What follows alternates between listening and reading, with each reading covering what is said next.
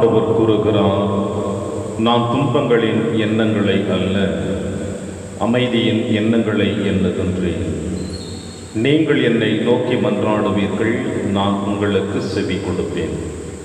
எல்லா இடங்களினின்றும் உங்களது அடிமை தளத்திலிருந்து உங்களை மீண்டும் அழைத்து வருவேன். தந்தை, மகன், தூய ஆவியாரின் பெயராலே நம் ஆண்டவராகிய இயேசு கிறிஸ்துவின் அருளும் கடவுளின் அன்பும் தூய ஆவியாரின் நட்புறவும் உங்கள் அனைவரோடும் இருப்பதாக.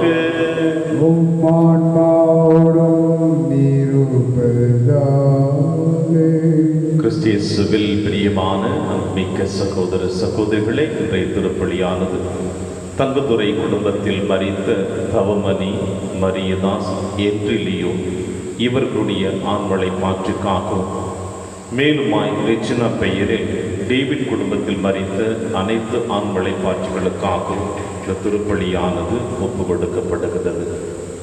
அன்பார்ந்த சகோதர சகோதரிகளே, தாவீதின் மகனே, என் மீது இரக்கமையும். பார்வையற்றவன் ஆண்டவர் இயேசு கிறிஸ்துவை நோக்கி கூக்குரல் இடுகின்றான். அவனை என்னிடம் அழைத்து வாருங்கள் என்று ஆண்டவரும் அந்த அழைப்பை ஏற்றுக்கொள்கிறார். பல நேரங்களில் இந்த பார்வையற்றவனை போல நம்முடைய வாழ்விலும் ஆண்டவர் இயேசு கிறிஸ்துவை நோக்கி நாம் கூக்குரலிட்டிருக்க முடியும். ஆனால் நம்முடைய அழைத்தல் உண்மையுள்ள ஆழமான விசுவாச கூக்குரலாக இருக்கிறதா என்று இந்த திருப்பலி வழியாக சிந்தித்து நாம் ஆண்டவர் கரத்தில் நம்மை அர்ப்பணித்து ஜெபிப்போம். திருப்பலி ஒப்புக்கொடுக்க தகுதி பொறுப்பு நம்முடைய பாவங்களை ஏற்று மனம் வருந்துவோம். இறைவனின் மன்னிப்பை பெறுவோம். எல்லாம் வல்ல இறைவனிடமும் சகோதர சகோதரிகளே, உங்களிடமும் நான் பாவி என ஏற்றுக்கொள்கின்றேன். ஏனெனில் என் சிந்தனையாலும் சொல்லாலும் செயலாலும் கடமையில் தவறியதாலும் பாவங்கள் பல செய்தேன். என் பாவமே, என் பாவமே, என் பெரும் பாவமே. ஆகையால் எப்போதும் கல்யாண புனித மரியாதையும் வானதூதர் புனிதர் அனைவரையும், சகோதர சகோதரிகளே, உங்களையும் நம் இறைவனாகிய ஆண்டவரிடம் எனக்காக வேண்டிக் கொள்ள மன்றாடுகின்றேன். இல்லாமல்ல இறைவன் நம்மை இரக்கம் வைத்து நம் பாவங்களை மன்னித்து நம்மை நிலை வாழ்வுக்கு அழைத்து செல்வாராக. ஆமென். ஆண்டவரே இரக்கமாயிரும். ஆண்டவரே இரக்கமாயிரும். கிறிஸ்துவே இரக்கமாயிரும். கிறிஸ்துவே இரக்கமாயிரும். ஆண்டவரே இரக்கமாயிரும். ஆண்டவரே இரக்கமாயிரும். மன்றாடுவோமாக. ஆண்டவரே எங்கள் இறைவா, உம்மீது நாங்கள் கொண்டுள்ள பற்றன்பில் எப்பொழுது மகிழ்ந்திருக்க செய்ய உம்மை வேண்டுகின்றோம்.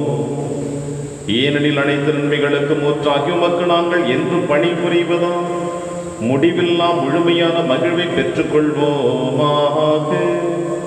உம்மோடும் தூயாவியாரின் ஒன்றிப்பில் இறைவனாய் என்றென்றும் வாழ்ந்து ஆட்சி செய்கிற எங்கள் ஆண்டவர் இயேசு கிறிஸ்து வழியாக உம்மை மன்றாடுகின்றோம்.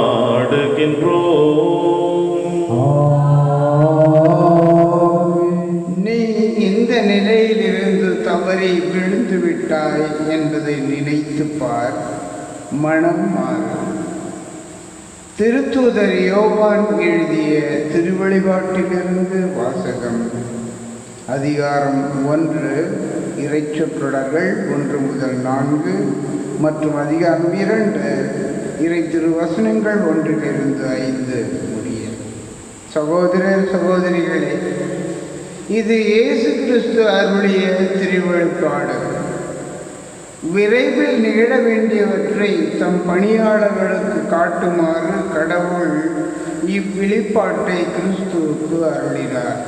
அவர் தம் வானதூதரை அனுப்பி தம் பணியாளராகிய யோவானுக்கு அவற்றை தெரிவித்தார்.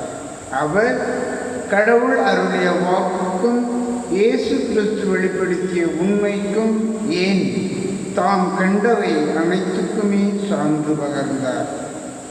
இந்த இறைவாக்குகளை படிப்போரும் இவற்றை கேட்போரும் இந்நூலில் எழுதியவற்றை கடைபிடிப்போரும் பேறு பெற்றோர். இதோ காலம் நெருங்கி வந்துவிட்டது. ஆசியாவில் உள்ள 7 திருச்சபைகளுக்கும் யோவான் எழுதுவது: இருந்தவரும் இருக்கின்றவரும் வரவிருக்கின்றவருமான கடவுளிடமிருந்தும் அவரது அரியணை முன் நிற்கும் 7 ஆவிகளிடமிருந்தும் இயேசு கிறிஸ்துவிடமிருந்தும் உங்களுக்கு அருளும் அமைதியும் உரித்தாகுக. எபேசில் உள்ள திருச்சபையின் வானதூதருக்கு இவ்வாறு எழுது: தமது வலக்கையில் 7 மின்மீன்களை உறுதியாய் பிடித்து கொண்டு 7 பொன் விளக்கு தண்டுகள் நடுவில் நடப்பவர் கூறுவது இதுவே: உன் செயல்களையும் கடின உழைப்பையும் மன உறுதியையும் நான் அறிவேன்.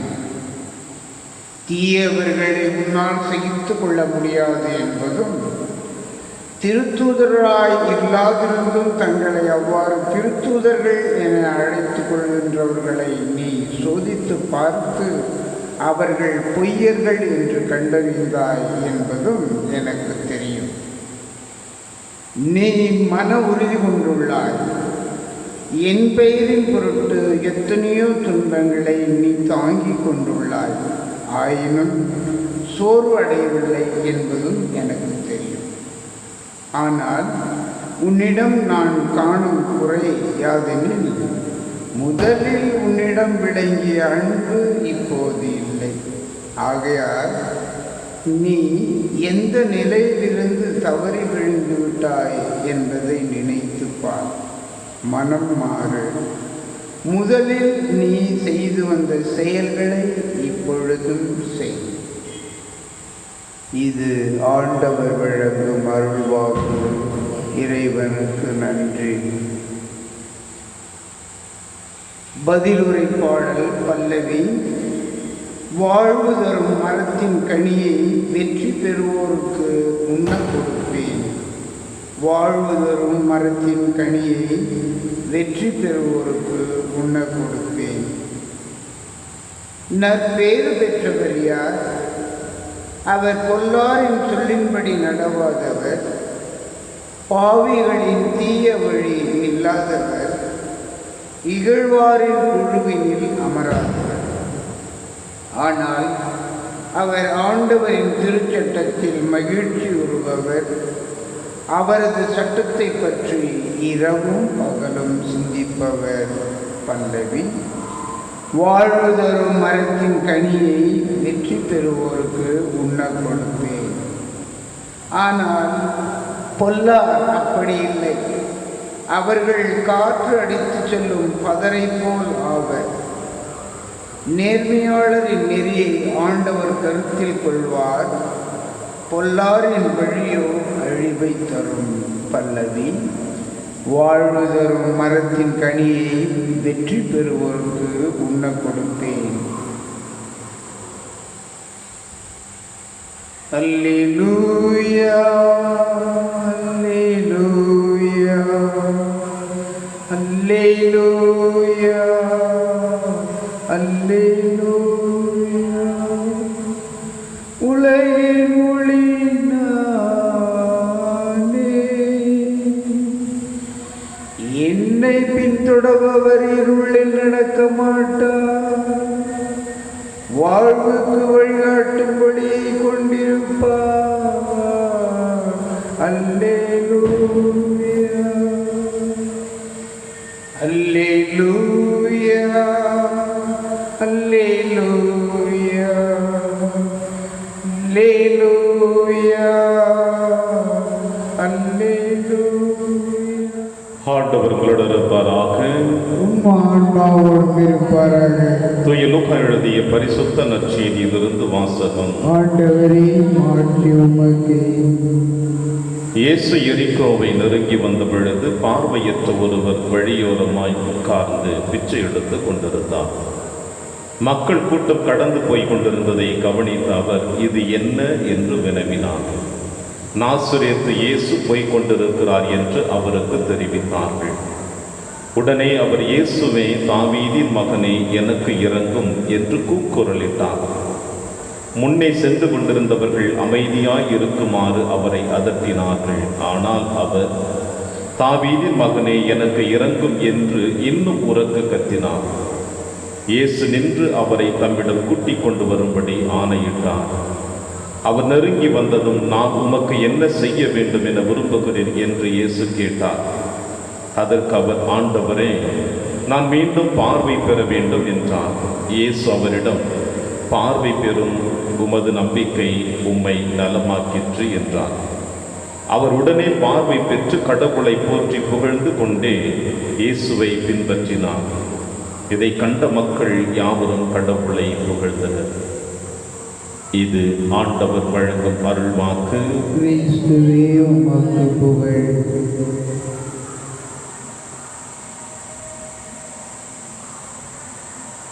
தாவீதின் மகனே எனக்கு இரங்கும். கிறிஸ்து இயேசுவில் பிரியமான அன்புமிக்க சகோதர சகோதரிகளே, ஒரு பார்வையற்ற மனிதன் என்று இயேசுவால் பார்வை பெற்று இயேசுவின் அன்பின் மகனாக அவரோடு தன்னை ஐக்கியப்படுத்தியதை இன்றைய வாசகம் உங்களுக்கும் எனக்கும் வெளிப்படுத்துகின்றது.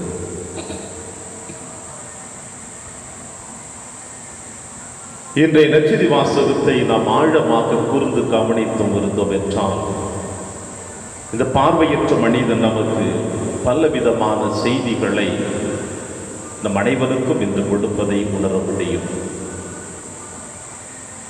இயேசு எரிகோவை நெருங்கி வந்த பொழுது என்று லூக்கா நற்செய்தியாளர் இன்றைய நற்செய்தி வாசகத்தை ஆரம்பித்து வைக்கின்றார். ஆண்டவர் இயேசு கிறிஸ்துவினுடைய பணி வாழ்வு இந்த மன்னகத்திலே 3 ஆண்டுகள் அவர் செயல்படுத்தினாலும் அவருடைய இலக்கு எருசலேமை நோக்கிய பயணமாகத்தான் இருந்தது.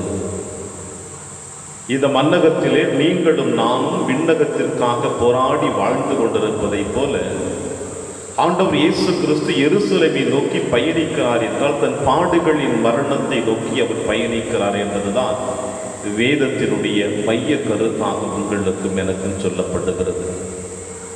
எனவே இப்படி எருசலேமை நோக்கி அவர் பயணிக்கின்ற பொழுது, தன்னுடைய பாடுகளின் மரணத்தை நோக்கி பயணிக்கின்ற பொழுது, வழியில் சந்திக்கக்கூடிய அவருடைய ஆறுதலுக்காக, அவருடைய உடனிருப்புக்காக, விண்ணக வாழ்வை இந்த மன்னகத்தில் தேடிக்கொண்டிருக்கிற எந்த ஒரு பிள்ளைகளும் அவரை சந்திக்கின்ற பொழுது உணர்ந்தவராய் அவர்களுக்கு விண்ணகத்தை புதுமைகளின் வழியாக வெளிப்படுத்தியதை தான் வேதம் நமக்கு சொல்லுகிறது.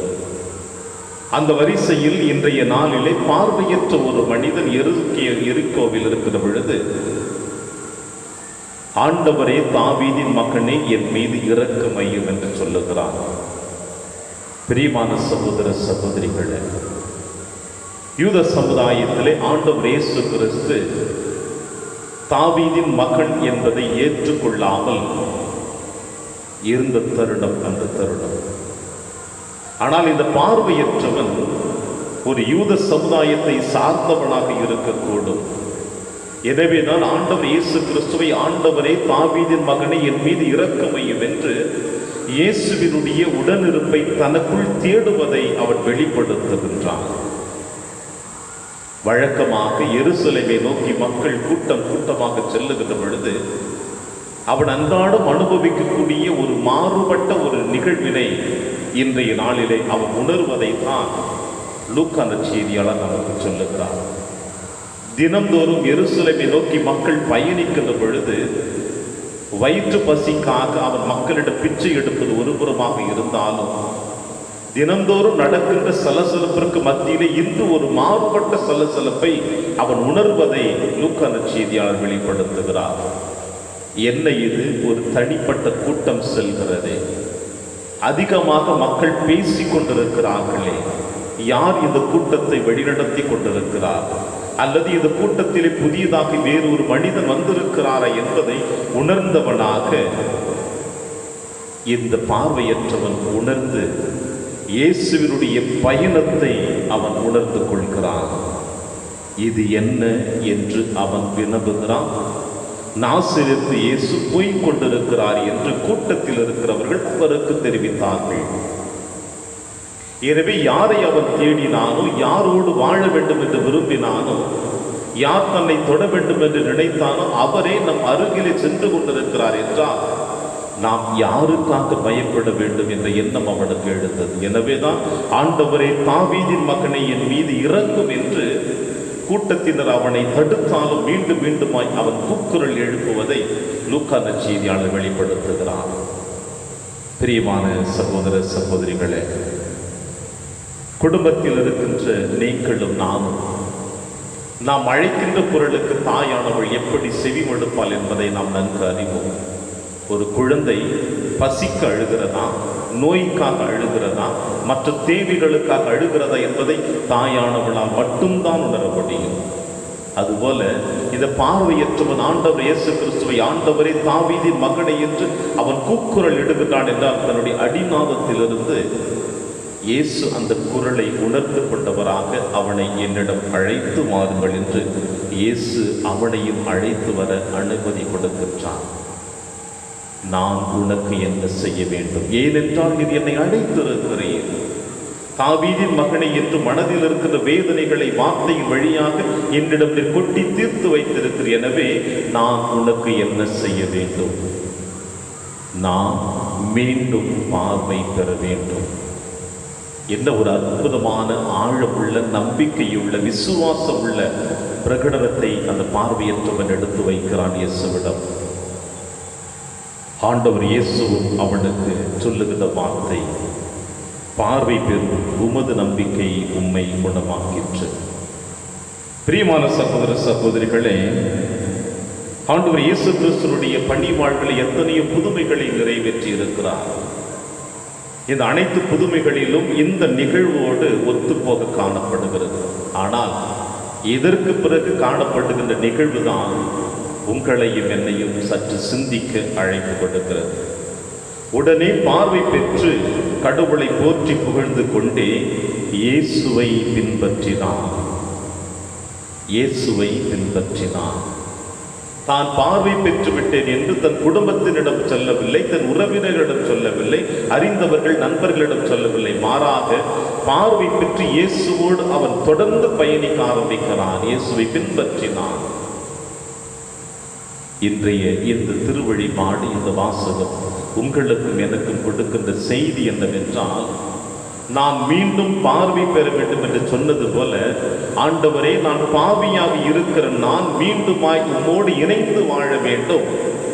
எனவே என்னுடைய ஆன்மீக பார்வையை தூய்மைப்படுத்தும் என்று ஆண்டவரிடம் நாம் முறையிட இன்று பார்வையற்றவன் நமக்கு அழைப்பு விடுக்கிறார்.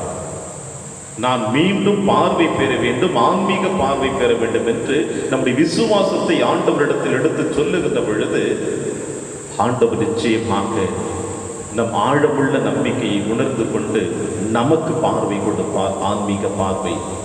அதை பெறுகின்ற பொழுது இந்த பார்வையற்றவன் பார்வை பெற்று இயேசுவை பின்தொடர்ந்தது போல நாமும் இயேசுவை பின்தொடர இன்றைய திருவழிபாடு நமக்கு அழைப்பு கொடுக்கிறது.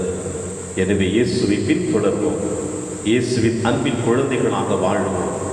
இந்த மன்னகத்தில் இறை ஆட்சியை கொணர இந்த திருப்பலியிலே தொடர்ந்து கொண்டாடுவோம். ஆமென்.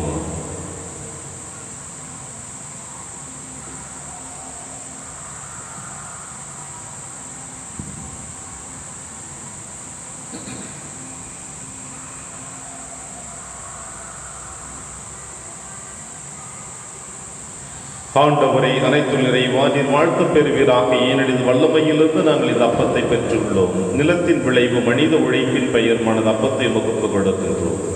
இது எங்களுக்கு வாழ்வளிக்கும் அப்பமாக மாறும். இறைவன் என்றென்றும் வாழ்த்த பெறுவாராக.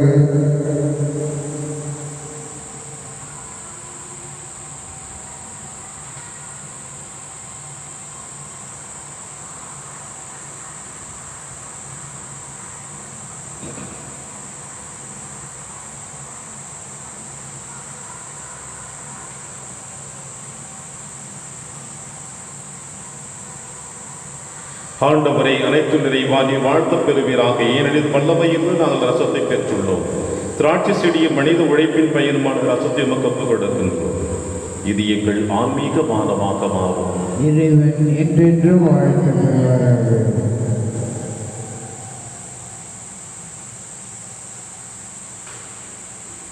சகோதர சகோதரிகளை, என்னுடையது உங்களுடையதுமான இப்பலி எல்லாம் உள்ள தந்தையாகிய இறைவனுக்கு ஏற்றதாகும்படி செபியுங்கள். ஆண்டவர் தமது பெயரின் புகழ்ச்சிக்காகவும் மாட்சிக்காகவும் நமது நன்மைக்காகவும் புனித திரு அவை அனைத்து நலனுக்காகவும் உமது கையிலிருந்து இப்பலியை ஏற்றுக்கொள்வாராக. ஆண்டவரே, எங்களுக்கு அருள் புரிய உம்மை வேண்டுகின்றோம்.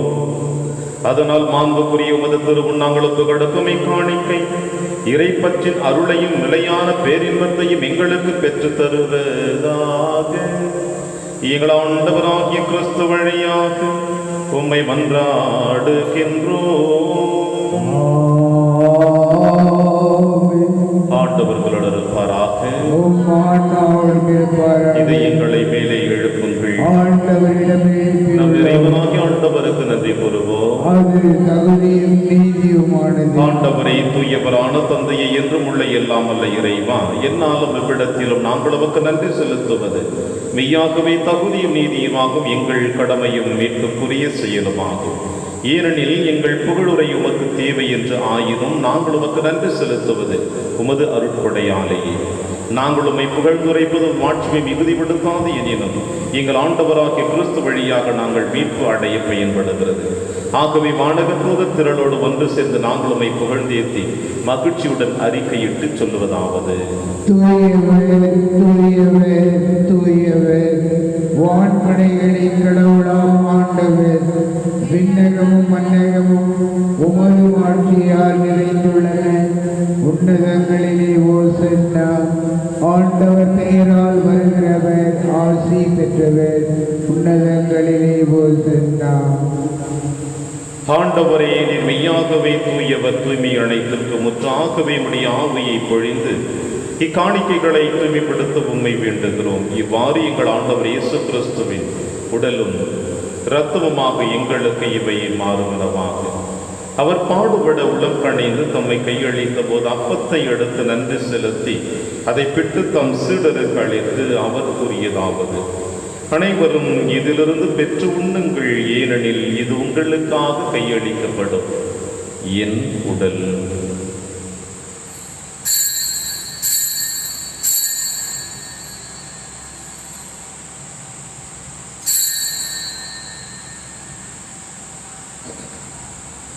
அவன் நம்மை இரவு விருந்தை அருந்திய பின் கிண்ணத்தையும் எடுத்து மீண்டும் அங்கு நன்றி கூறி தம் சீடர்களுக்கு அளித்து அவர் கூறியதாவது: அனைவரும் இதிலிருந்து பெற்று பருகுங்கள், ஏனெனில் இது புதிய நிலையான உடன்படிக்கைக்குரிய என் இரத்தத்தின் கிண்ணம். இது பாவ மன்னிப்புக்கென்று உங்களுக்காகவும் பலருக்காகவும் சிந்தப்படும். இதை என் நினைவாக செய்யுங்கள்.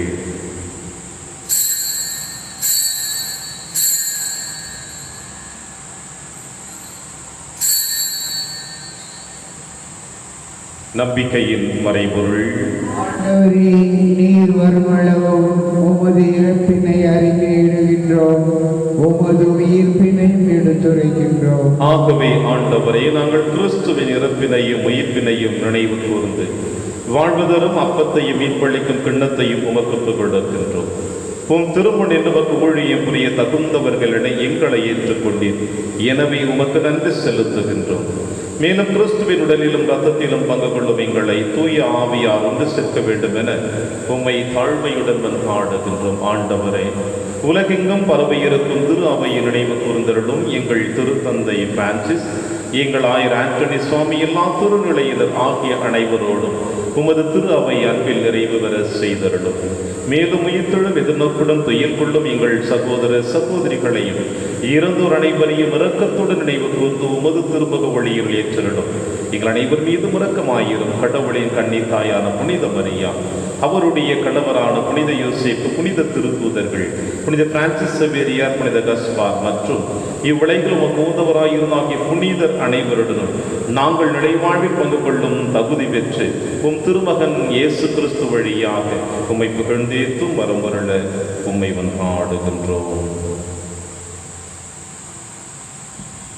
இவர் வழியாக இவரோடு இவரில் எல்லாம் வல்ல இறைவனாகிய தந்தையே தூய ஆவியாரின் ஒன்றைப்பில் எல்லா புகழும் ஆட்சியும் என்றென்றும் உமக்கு உரியதே.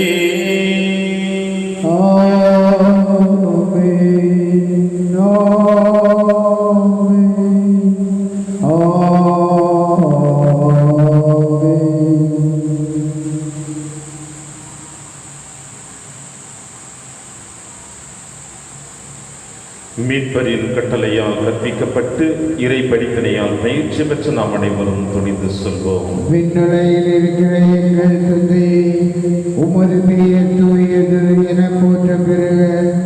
உமது ஆட்சி வருக.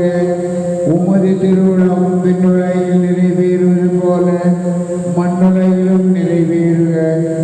எங்கள் அன்றாட உணவை இன்று எங்களுக்கு தாரும். எங்களுக்கு எதிராக குற்றம் செய்வோரை நாங்கள் மன்னிப்பது போல எங்கள் குற்றங்களை மன்னியும். எங்களை சோதனைக்கு உட்படுத்தாதேயும், தீமையிலிருந்து எங்களை விடுவித்தருளும். ஆண்டவரை, தீமை அனைத்திலுமிருந்து எங்களை விடுவித்து எங்கள் வாழ்நாளில் அமைதியை கனிவுடன் அருளும் என்று ஆடுகிறோம்.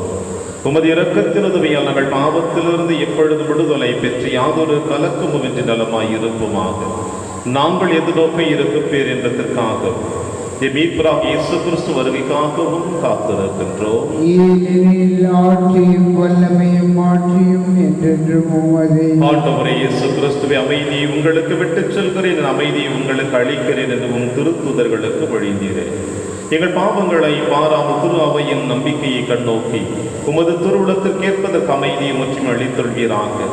என்றென்று வாழ்ந்து ஆட்சி செய்கின்றவர் நீரே. ஆண்டவருடைய அமைதி உங்கள் அனைவரோடும் என்றும் இருப்பதாக. ஒருவருக்கொருவர் உறவின் வாழ்த்தை அறிவித்து மகிழ்வோம். சமாதானம். உலகின் பாவங்களை போக்கும் இறைவனின் செம்மறியே, எங்கள் மேல் இரக்கமாயிரும். உலகின் பாவங்களை போக்கும் இறைவனின் செம்மறியே, எங்கள் மேல் இரக்கமாயிரும். உலகின் பாவங்களை போக்கும் இறைவனின் செம்மறியே, எங்களுக்கு அமைதியை அளித்தருளும்.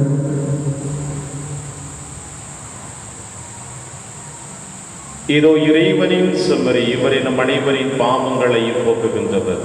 செம்மறியின் விருந்திற்கு அழைக்க பெற்ற நம் அனைவரும் பேறு பெற்றோர். நான் தகுதியற்றவர், ஆனால் ஒரு வார்த்தை மட்டும் சொல்லியருளும், எனது ஆன்மா நலம் அடையும். கிறிஸ்துவின் திருவுடலும் திருரத்தமை காத்து நமக்கு நிலையான வாழ்வளிப்பதாக.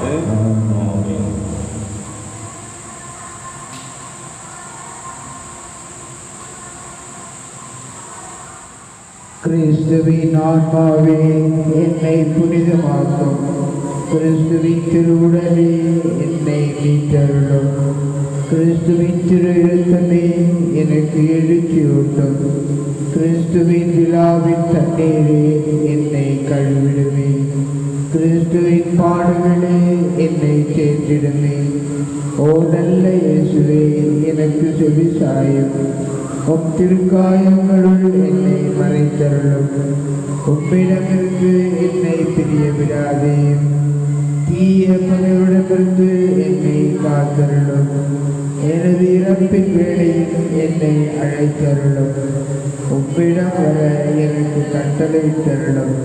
புனிதர்களோடு எக்காலம் உம்மை புகழ செய்யும். ஆமென்.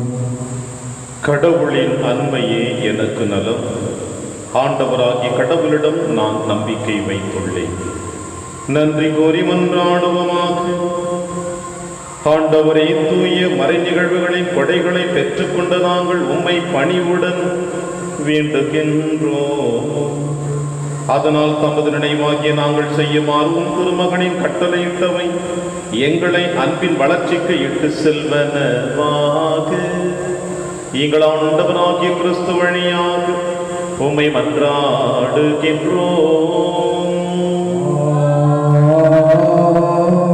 ஆண்டவர் உங்களோடு இருப்பாராக.